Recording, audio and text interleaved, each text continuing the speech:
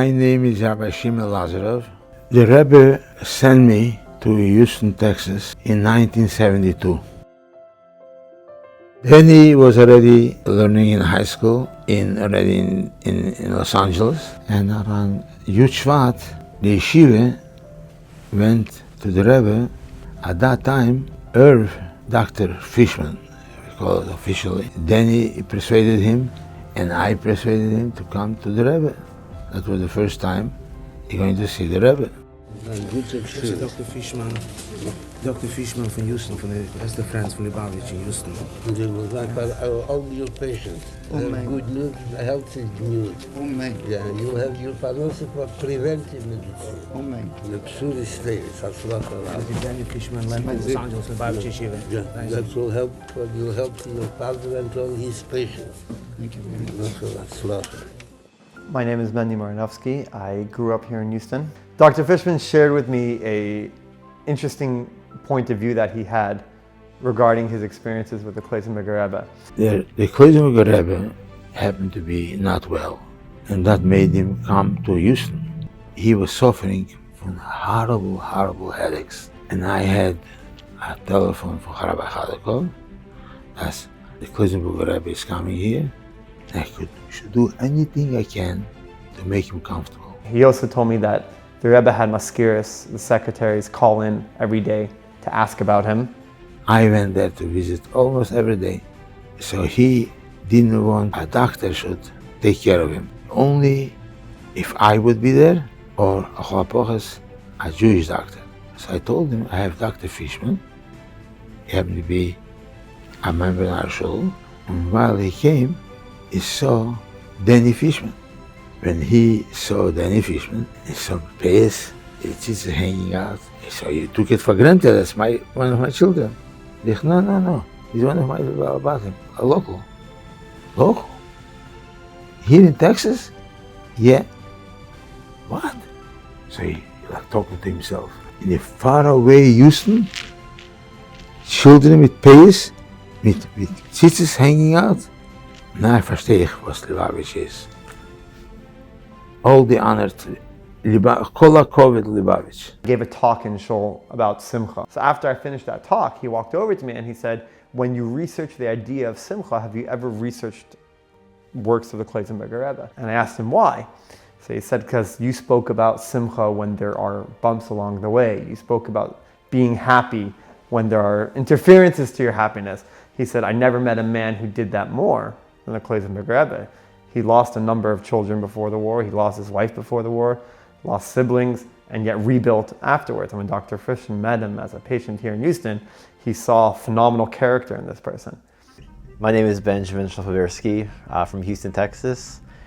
Born and raised. Dr. Fishman always was very open and caring, and I was very much appreciated that. So when Jacob was born, he had a number of complications. He wasn't able to have his bris at 8 days or even anytime soon after. The importance of a bris, Jewish circumcision, is in order to create a covenant, a linkage between the child and with our legacy, with our background with God. Because of his complications and unique situation, it had to be in a hospital, it had to be under anesthesia, and he had to be quote unquote healthy enough to have the bris. For a while, right? Marinovsky is the male here in Houston. My name is Bezalel Marinovsky. I came to Houston about 40 years ago. This is when I had the honor and the privilege to meet Dr. Fishman. First of all, I want to stress that the title, Roife Yedid, actually suits him very well, as I saw his care and attention that he gave to his patients throughout this entire process.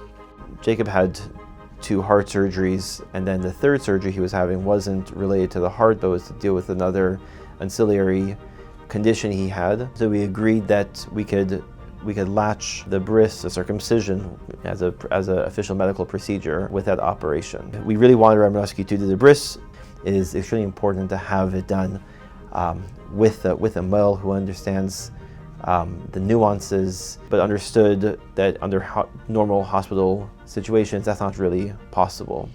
When I come there, all of a sudden, I see Dr. Fishman standing right by the table, by the OR table, and he turns to the other doctor and said, if he can please pass something for him.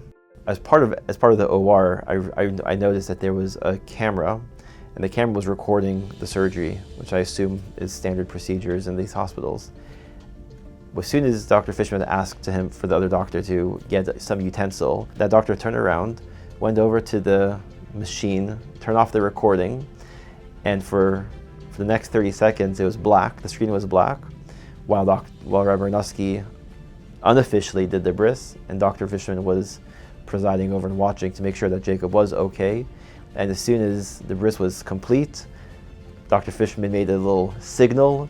The surgeon took whatever utensil he was supposed to get or not supposed to get, turned the recording back on, and the bris was complete. And after that, I remember I gave a big mazel tov to Dr. Fishman. I was very happy, and it was both a very, serious but very joyous occasion at the same time, and having Dr. Fishman help coordinate all of this and understanding the hospital protocols, understanding the importance of having a mill do the bris, and being a part of that, putting himself in that position. Truly, I always look back at it and always very, very much appreciative of him putting himself in that position and being very helpful. Gates of the former Soviet Union opened up, and among them there were many young children, adults, even seniors, who did not have the opportunity to have a bris, because in the former Soviet Union it was not commonly practiced, and Jews were afraid to have any association or affiliation with Jewish customs and tradition. It came naturally that once they came to the free world, they wanted to connect with their Yiddishkeit, with their traditions. Some younger children, we had to influence them. Some parents influence their children, and this is where this aspect of the professional relationship with Dr. Fishman came about. I felt that this, not only, I'm not talking about myself, but Dr. Fishman, that he felt that this is Avodas HaKodesh for him, L'Shem Shamayim, that many times he took time out from his ordinary practice, from his clinic or from the other hospital work, and tried to put it in his schedule to do those brisim. It takes, sometimes it took us a half a day, and he would always wait to come back to the recovery room, and we would make the brachas and the Be'er Priyagofen and the name giving. And throughout all those years, I saw that Dr. Fishman tried to clear his schedule as soon as possible, and tried to get the hospitals to cooperate. We should not delay this procedure, and we should do it as soon as possible. So my name is Maxim. I was born in Russia. I moved to Houston, Texas when I was 15.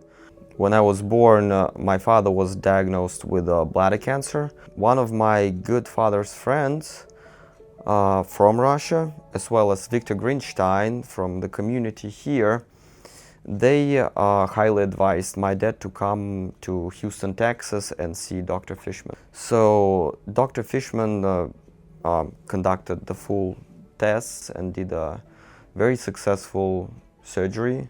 He did, no doubt, save my father's life, because at that time in Russia, I don't think the medical field was sufficient enough, and to this day, we are very thankful to Dr. Fishman. Dr. Fishman, my father always brings his name in highest regards.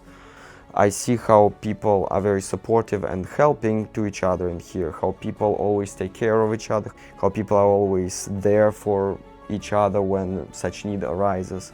And this is definitely inspiring. This is definitely something that whenever I will settle down, I guess, this is definitely something I'm looking for in the community. In many ways, he saved my family. I would not be here if Dr. Fishman would not do what he did back then for my dad. When I think of Dr. Fishman, I think of gratitude. Tonight, we honor Irv as a doctor friend. First, we pay tribute to his accomplishments as a physician, a urologist, who has applied his considerable surgical skills and application of modern medical device technology to make the lives of countless patients more fulfilling as he has eased their suffering. Medicine is the profession of giving. In Judaism, it is believed that physicians are actually God's partners in healing. I've been privileged to demonstrate these surgeries and others in many countries all over the world, including Argentina, Brazil, Germany, Switzerland, and Israel. I believe that it's only appropriate that since medicine is the epitome of professional giving and a partnership with God, our profession should be partnered with the epitome of charitable giving.